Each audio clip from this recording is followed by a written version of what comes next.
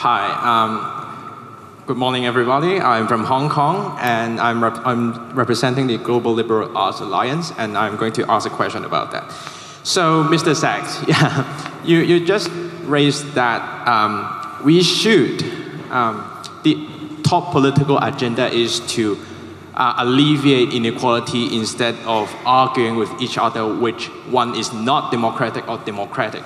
But there are indeed authoritarian regimes which are they really motivated to tackle inequality while they build gulags in Xinjiang, jailing students and dissolving civil society in Hong Kong, and fading a history of large-scale killings in the Cultural Revolution? Well, I'm risking my only freedom of speech of saying that because I live in Hong Kong.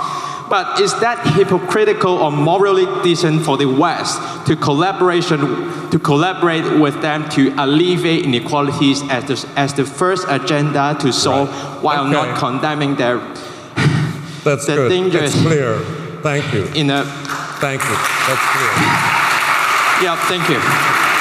Jeff, you want to respond to those first? Yeah. My view is that we need a world that operates under two major charters. One is the United Nations Charter, and the second is the Universal Declaration of Human Rights, which is our moral charter. That's a multilateral charter. It is based on the idea of international cooperation that was envisioned after the horrors of World War II.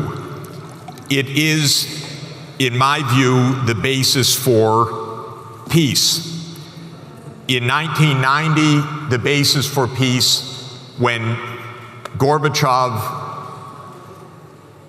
called for the end of the Warsaw Pact, was the end of NATO, actually, as well, and Europe living under a European security framework, and that's what the OSCE could provide. I've never been a fan of NATO since the end of the Soviet Union. NATO was a military alliance of the United States created to defend against a Soviet invasion of Western Europe.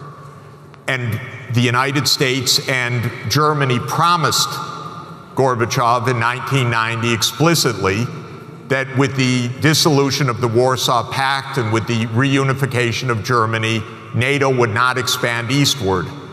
That promise was immediately reneged by Clinton and then by Bush, and then it has continued under Obama and under Trump, up to and including NATO in the Black Sea, which, if anyone knows the history of the Black Sea, is absolutely viewed by Russia as the core of Russian security. And so it is a pure provocation, in my view. And it is a predictable outcome that we have this kind of explosion. So to my mind, prudence, that was the idea that I was emphasizing yesterday. Prudence, which is one of the four virtues, practical wisdom, it's often translated, or phronesis in Greek, means situational awareness, that you act in a way which is wise. And that's what we are lacking right now. And I know exactly why we're lacking it, because in 1992, the leaders in my country, many of my colleagues at Harvard and elsewhere, said, we are now the unchallenged colossus of the world. We can do what we want. Jeffrey, and just to say, wait, just let me, because he asked, I'm going to finish the answer, and then I will give the floor to you. Sorry. So, okay. Just to say, if you say who made most of the wars of recent years, first, NATO bombed Serbia in 1999. UN, no way. The invasion of Iraq under complete lies, not misunderstanding, but lies. The CIA operation to overthrow Assad in 2009. I think you've answered the NATO mission to overthrow Gaddafi. And then we say, how can anyone launch a war? Well, 4 of the last 5 came from the United States side. And NATO enlargement did as well. We need some balance and prudence. That's my point.